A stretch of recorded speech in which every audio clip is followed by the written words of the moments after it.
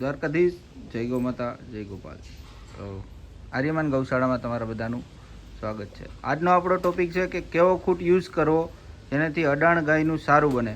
તમે આ જ ગાયને જોઈ શકો છો.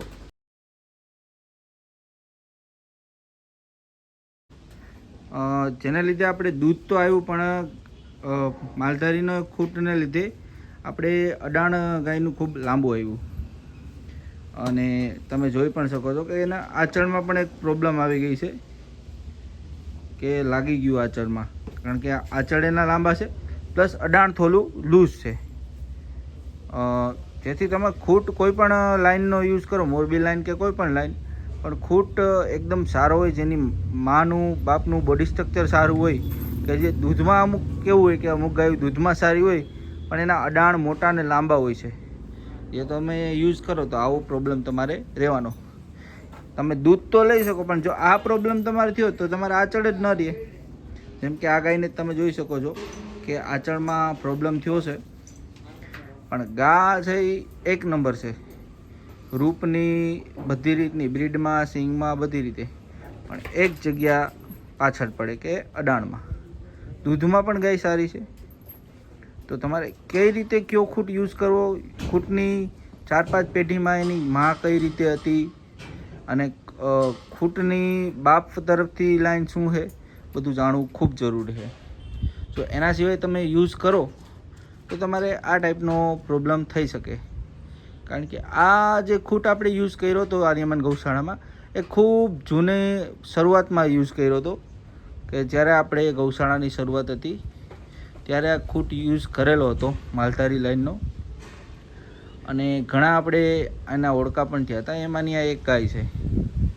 તો તમારે કઈ રીતનું ખૂટ યુઝ કરવો જેનાથી અડાર સુધરે. હવે એની જ બાજુમાં આપણે એક ઓળખી બતાવી જે આપણા આર્ય ખૂટની છે. એનું જ તમે અડર સ્ટ્રક્ચર જોઈ લો કે કઈ રીતનું અડર સ્ટ્રક્ચર છે. એકદમ ફિટ અડર સ્ટ્રક્ચર, છૂટા ગાળા. એ આર્યની એક નહીં પણ એના જેવી ઘણી છે. એની પાછળ પણ છે, એ પણ આર્યની છે.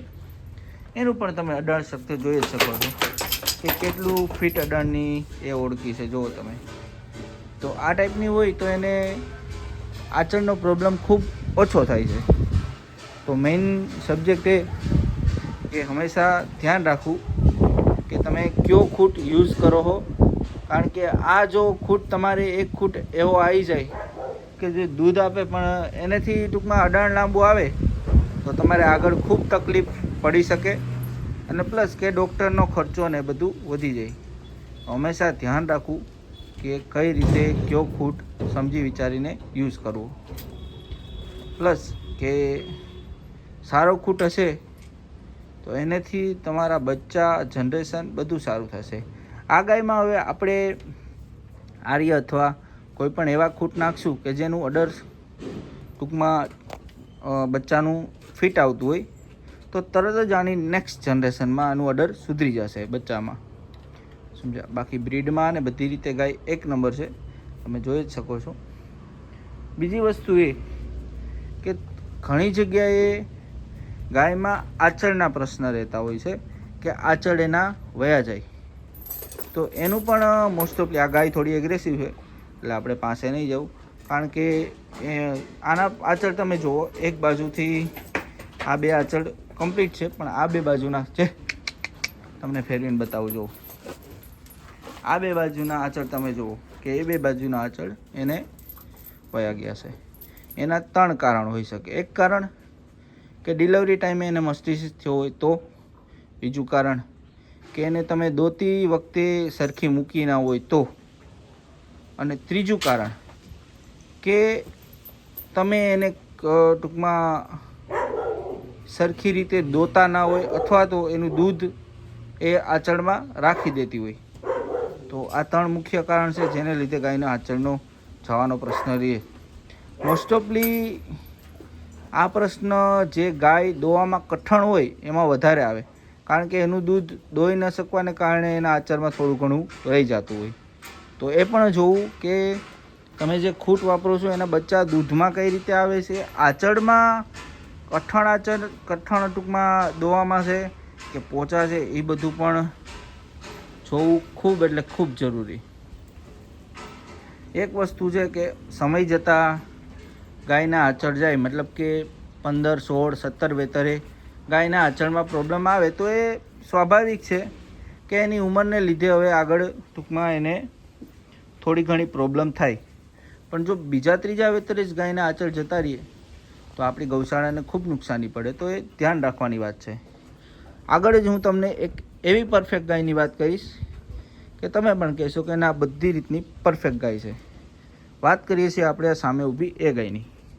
હવે એ જ ગાય છે જે પરફેક્ટ બોડી સ્ટ્રક્ચરમાં પ્લસ સ્વભાવમાં શાંત પ્લસ કે એના સિંગ ક્યાંયથી દબાતા નથી. તો જે રીતે આપણે એ પરફેક્ટ ગાયની વાત કરીએ એ રીતે આ ગાય પણ તમે જોઈ લો.